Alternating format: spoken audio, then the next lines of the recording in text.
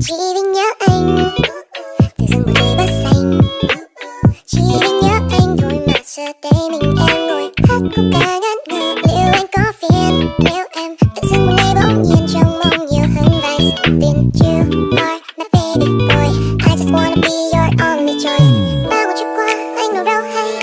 em một nơi đây như người say mong anh về đêm đã lên thế anh giờ nơi đâu sao còn chờ đâu mong cho tiếng yêu bởi vì em cực kỳ yêu anh rồi sao cứ đứng ngơ ngoài trời mây trôi bởi vì em cực kỳ thương anh rồi dù yêu anh vẫn còn đau trên môi người có hay em bị đắm say và muốn em anh nói một lời rằng trái tim anh chỉ có em thôi mong trôi ta một ngày chúng đôi chỉ vì nhớ anh tự dưng một ngày bắt xanh.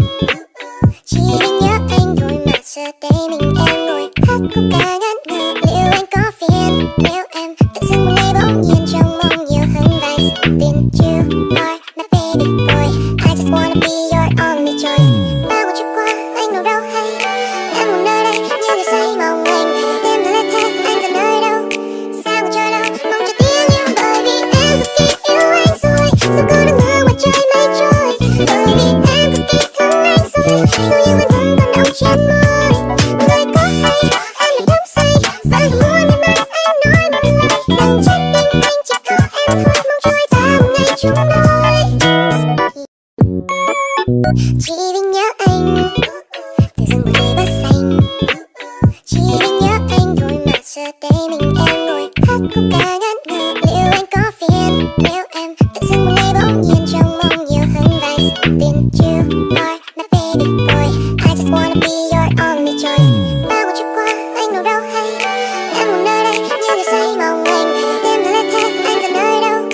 sao còn chờ đâu mong cho tiếng yêu bởi vì em cực kỳ yêu anh rồi sao cứ đứng ngơ ngoài trời mây trôi bởi vì em cực kỳ thương anh rồi dù yêu anh vẫn còn đau trên môi người có hay em bị đắm say và muốn em anh nói một lời rằng trái tim anh chỉ có em thôi mong trôi ta một ngày chúng đôi chỉ vì nhớ anh tự dưng một ngày bắt xanh. Chỉ vì nhớ anh thôi mà giờ đây mình em ngồi hát khúc ca ngất ngơ. Liệu anh có phiền nếu em tự dưng một ngày bỗng nhiên trong mong nhiều hơn vài sự tin. You are my baby boy, I just wanna be your only choice. Bao một chút qua anh đâu đâu hay em một nơi đây như người say mong anh về đêm đã lên thế anh giờ nơi đâu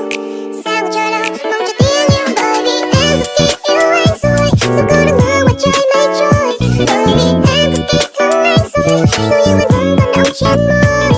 người có hay em bị đắm say và muốn em anh nói một lời rằng trái tim anh chỉ có em thôi mong trôi ta một ngày chúng đôi chỉ vì nhớ anh tự dưng một ngày bắt xanh. Chỉ vì nhớ anh thôi mà giờ đây mình em ngồi hát khúc ca ngất ngơ. Liệu anh có phiền nếu em tự dưng một ngày bỗng nhiên trong mong nhiều hơn vài sự tin. You are my baby boy, I just wanna be your only choice. Bao một chút qua anh đâu đâu hay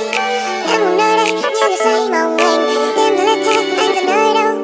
sao còn chờ đâu mong cho tiếng yêu bởi vì em cực kỳ yêu anh rồi sao cứ đứng ngơ ngoài trời mây trôi bởi vì em cực kỳ thương anh rồi dù yêu anh vẫn còn đau trên môi người có hay em bị đắm say và muốn em anh nói một lời rằng trái tim anh chỉ có em thôi mong trôi ta một ngày chúng đôi chỉ vì nhớ anh